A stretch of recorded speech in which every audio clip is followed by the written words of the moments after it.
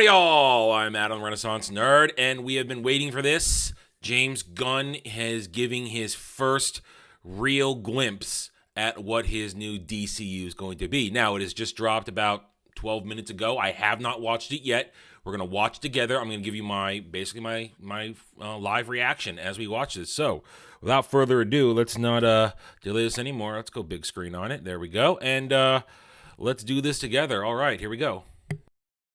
Hey everybody, I'm James Gunn. I'm the co-CEO of DC Studios. So as many of you know, DC has been disconnected in film and television for a long time. And it's one of, our jobs, mine and Peter's, is to come in and make sure the DCU is connected in film, television, gaming, and animation.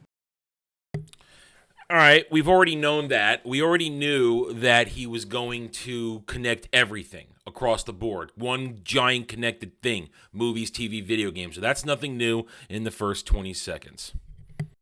That the characters are consistent, played by the same actors, and it works within one story. And if something is outside of that, like Matt Reeves' Batman or Todd Phillips' Joker or Teen Titans Go, that it is clearly labeled as DC Elseworlds, outside of the mainstream DCU continuity. Now, Peter and I have gotten pretty lucky in terms of the 4 projects that are coming out over the next year. First, we have Shazam! Fury of the Gods. Shazam has always been off kind of in his own part of the DCU, so he connects very well. That moves directly into The Flash.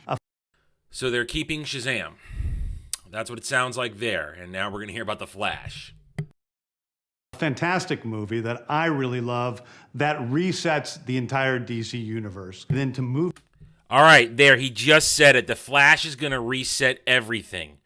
Question is, does that include Ezra Miller? That's a giant question. You're going to fire Cavill, but keep Ezra Miller. You're going to fire Cavill, but keep everybody else. That is the question. Into Blue Beetle, a fantastic film about a kid who's a marvelous part of the DCU, and then into Aquaman 2, which leads direct. Wow, that was a weird jump cut. I think he might have said more about Blue Beetle, and they just cut a whole bunch of that out, because honestly, who cares about Blue Beetle? I don't think anybody cares about Blue Beetle at all. And Aquaman, they're ending with Aquaman. That begs the question, if the Flash is resetting everything, we can understand Blue Beetle. He hasn't been put in there yet, so fine, that's part of the reset. But Aquaman, you'd think they'd put that before the Flash if you're resetting everything. That means Jason Momoa really is still Aquaman. Into our next few projects, which I'm going to tell you about now. So, Peter and I, along with a group of very talented writers, have started to map out an 8 to 10 year plan of what DC Studios will be in film, television, and gaming. This first chapter is called Gods and Monsters. Now, Gods and Monsters. Okay. This, what I'm about to tell you, is a part of the first chapter. It's not the entire first chapter. The first project is Creature Commandos. Creature Commandos. Oh, there's that crazy-ass weasel thing from his Suicide Squad movie. And I don't recognize any of these other characters at all. Clearly, this is animation. All right. I already don't care. Creature Commandos is an animated series. I've written all the episodes. Something we're going to do that's a little bit different at DC is we're going to have characters move into animation, out of animation, usually having the same actor play their voice as who plays them in live action. The next project up is Waller. This is a story. I do not care about a TV show with Amanda Waller. I do not care. So far, strike 2. Story of Amanda Waller, played by Viola Davis. Viola Davis is going to team up with members of Team Peacemaker, and this is a story that... So that means they're keeping Peacemaker. Okay. Strike 2.5. Still don't. I do not care. I wanted one thing. Cavill Superman, and you're not even announcing Superman. I swear, if they don't announce Superman, I'm gonna laugh so hard and shake my head. that's been created by Crystal Henry, who did Watchmen, and Jeremy Carver, who created the Doom Patrol. It is a fantastic story that's out of this world, and I can't wait for people to see it. Okay, next up is the big one, the true beginning of the DCU. This is called Superman. Okay, here we go. Legacy film, Superman Legacy. Legacy. This is being written by me. I'm in the middle of it. I'm having a great time doing it. And Superman will be released into theaters July 11th, 2025.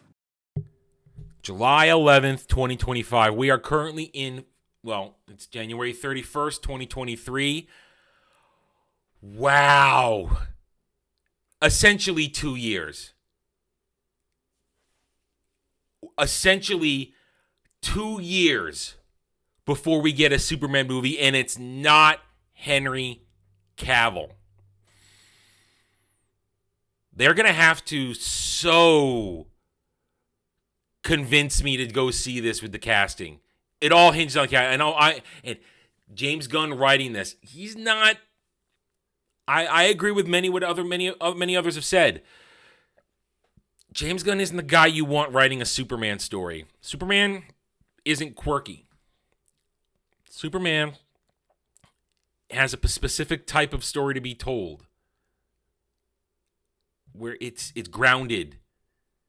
James Gunn doesn't do grounded. He does quirky. He does out there. He does a little off the wall, a little zany, a little unique. Oh, 2 years.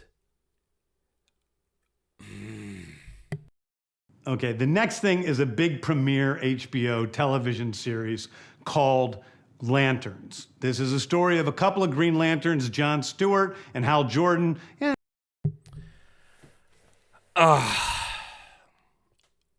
If everything hadn't happened up until now, I'd be squealing with joy here. Hal Jordan and John Stewart, the only two Green Lanterns to me that matter from the human aspect, from Earth aspect.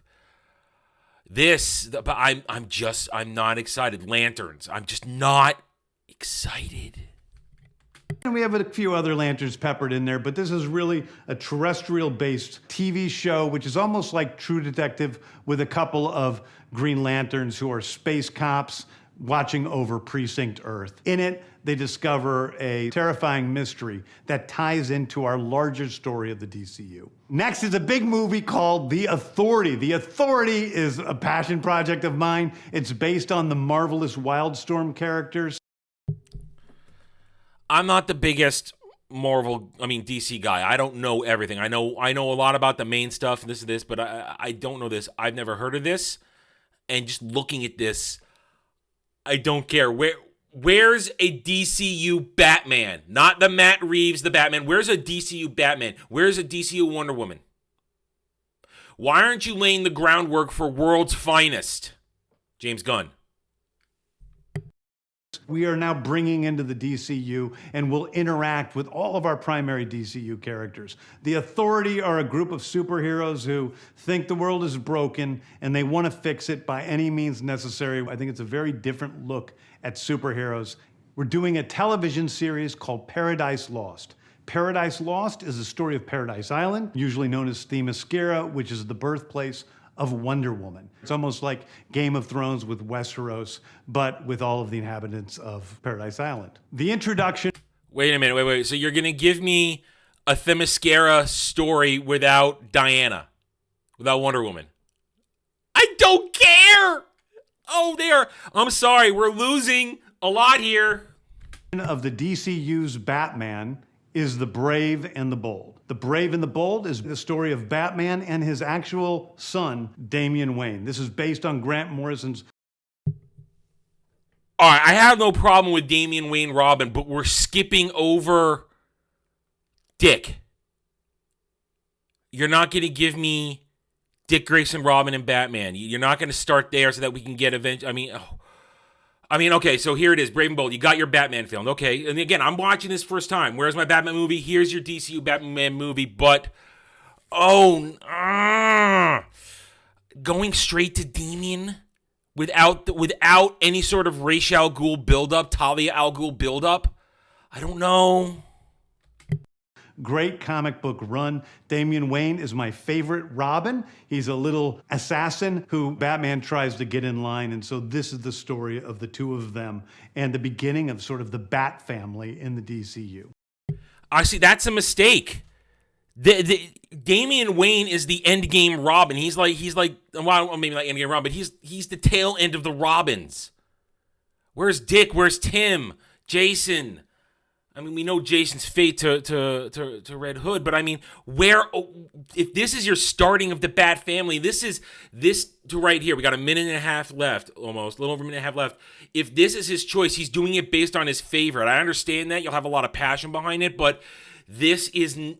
I don't like that starting point.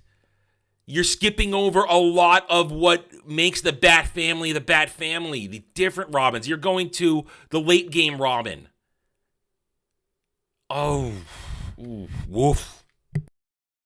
Next up is a TV series called Booster Gold. No, I don't want a goddamn Booster Gold TV show. I don't want it. No!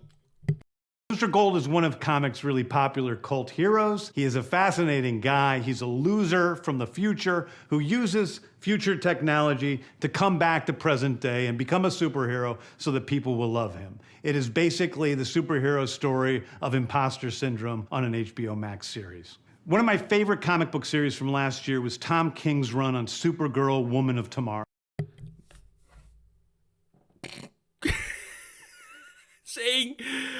And because I know this from watching a lot of people down, saying my favorite anything and putting Tom King in there, we have long since struck out as far as I'm concerned. Oh my God.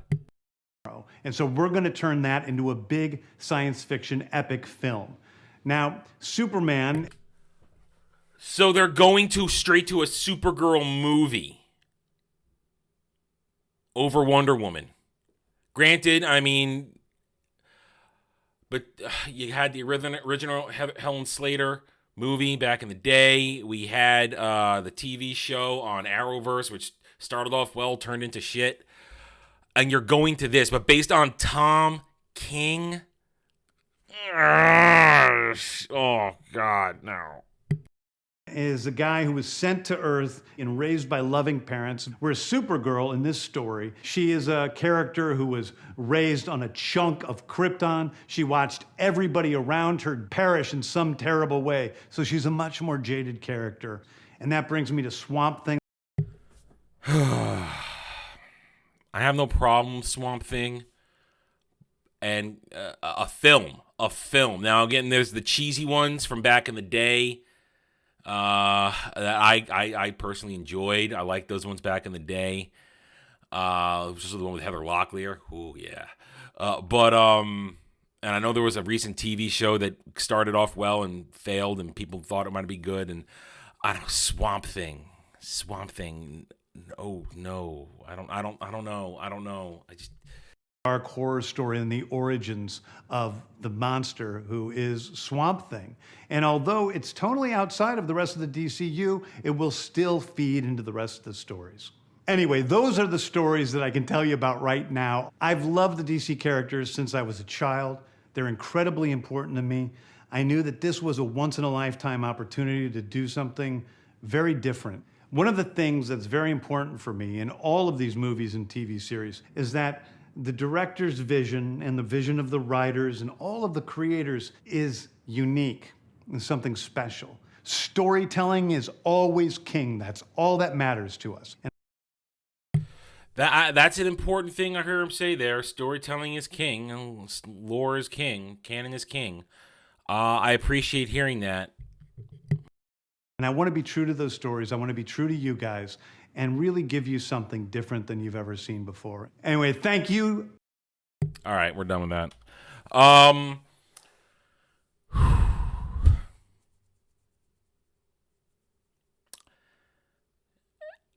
I am not excited.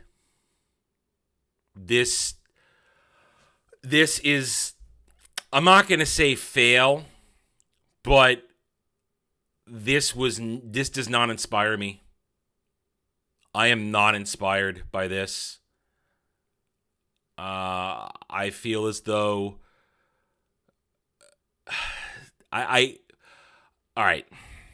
The Good. Clearly, he's trying to build an interconnected universe, and I appreciate that. I like interconnected universes. I like a giant overarching world, universe where things are going to grow and things have consequences that affect other stuff. I like that. But I feel like this is going all wrong.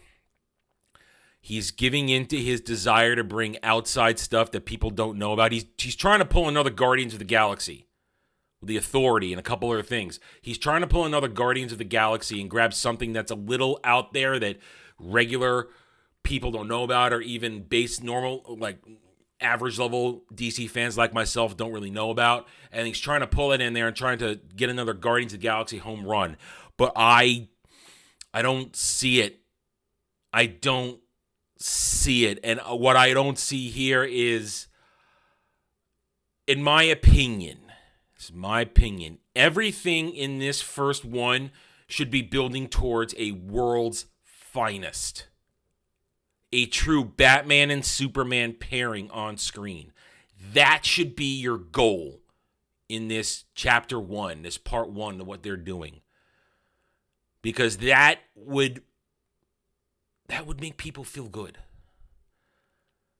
But all these things we saw, Waller, the stuff they're dumping out ahead this year in 2023, all the stuff they're dumping out from the previous administration and he's pretending to love, and I don't think he actually loves any of it. I think it's all gonna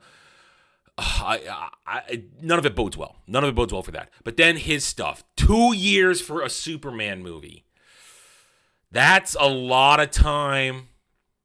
And in between, you're going to get a bunch of TV shows that I don't think people are going to care about. I don't think people care about an Amanda Waller show. I don't think people are going to care about Booster Gold. I don't think, whatever the TV shows were. Doesn't matter. The Green Lantern one, yes, that could be great. But it's just, I'm not excited. Everything that has happened has just sucked the excitement, the joy from me. Because I wanted one thing. I wanted a Henry Cavill Superman.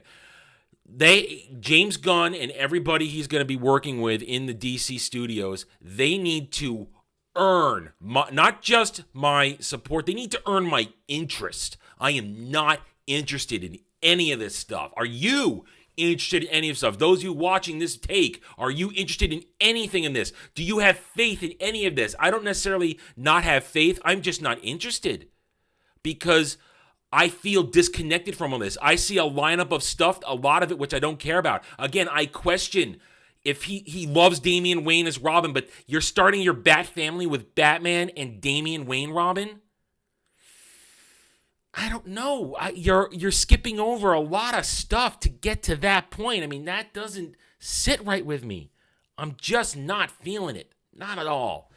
All right, we've gone on long enough here. We'll be talking about this for the rest of the week in streams, well into the weekend with Roundtable, all that kind of stuff. So, what do you guys think? Are you down with this? Are you automatically buying in? I am not. They have to do a lot of work to at least get my interest. A lot of things are going to hinge on who they cast as Superman, because Cavill was perfect. Cavill was great. Cavill was a fan, and Cavill was good to the fans. In the end, they got a lot of work to do, and this, to me, has not done anything to, let's just say, boil my water.